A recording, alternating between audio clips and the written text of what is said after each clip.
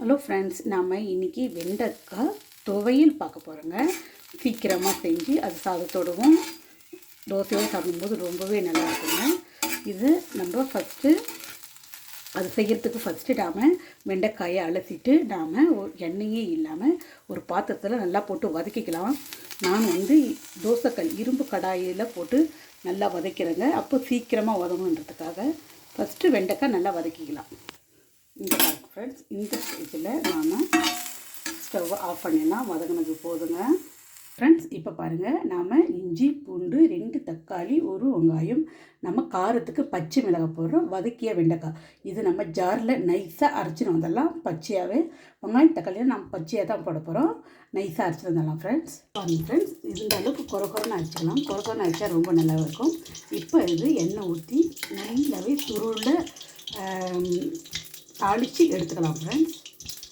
அரைச்ச உடனே இப்படி தான் இருக்குங்க. நெய்ஸாகவும் அரைச்சிக்கலாம். நான் ஆனால் குறைன்னு தான் எடுத்துருக்கேன், ஏன்னா டேஸ்ட் ரொம்ப நல்லா இருக்குன்னு.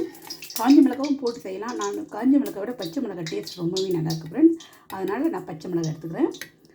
இது இப்படியே சாப்பிட்லாம் ஃப்ரெண்ட்ஸ், ரொம்ப டேஸ்ட்டாக இருக்கும். ஆனால் தாளித்து சாப்பிடும்போது இன்னுமே சுவை அதிகமாக இருக்கும். அதனால தான். இப்போ எண்ணெய் காஞ்சிச்சு, நாம் கடுகு உளுத்தம்பருப்பு போட்டுடலாம்.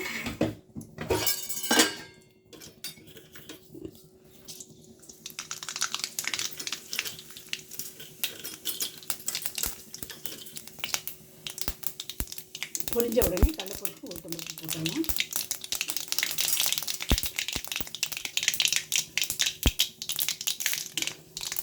கடலைப்பருப்பு உளுத்தம்பருப்பு போட்டுட்டு கொஞ்சம் பொன்னிறமாக ஆகட்டும். இந்த அளவு வதங்கின உடனே நாம் கருவேப்பிலை போட்டுடலாம். இப்போ இதோட மஞ்சள் தூள் போட்டுக்கலாம். வதக்கின உடனே நாம் அரைச்சி வச்ச கத்திரிக்காய் வெண்டைக்காயும் மசியில் போட்டு நல்லா சுருள வதங்கிட்டு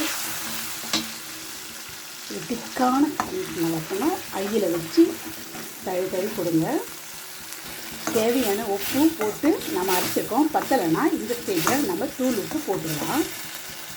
இது நல்லாவே திக்னஸை வளர்த்துங்க. நாம் அரைச்ச பச்சை மிளகாயும் வெங்காயம் தக்காளியும் இதில் வதக்கும்போது அது பச்சை வாசனை போயிடணும். அதனால் சரிங்களா, வதக்கியும் செய்யலாம். ஆனால் வதக்கி செய்யறத இதுவுமே ரொம்ப டேஸ்ட்டாக இருக்கும் ஃப்ரெண்ட்ஸ். அதனால தான் நல்லா வதங்கிட்டோம் ஃப்ரெண்ட்ஸ். இதை நல்லா எண்ணெய் கொஞ்சம் தாராளமாக விட்டு வதக்கி வச்சிங்கன்னா நமக்கு 3 days வரைக்கும் இது கெடாதுங்க.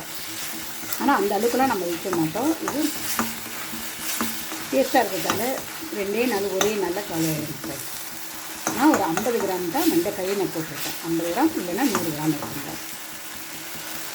அரைக்கும் போது தண்ணியெலாம் ஊற்றலை ஃப்ரெண்ட்ஸ். வெங்காயம் தக்காளி ஜூஸ்லேயே இது அரைஞ்சிடுச்சுங்க.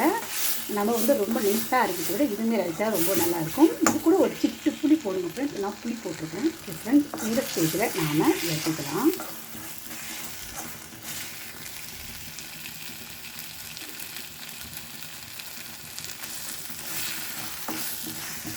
இன்னும் கூட எண்ணெய் வேணுமென்னா ஊற்றிக்கலாம் ஃப்ரெண்ட்ஸ். ஆனால் இது போதுன்றதுக்காக எண்ணெய் ஊற்றி போடணும்னா இன்னுமே டேஸ்ட்டாக இருக்கும். இது நமக்கு போதுன்றதுக்காக எண்ணெய் வச்சுங்க.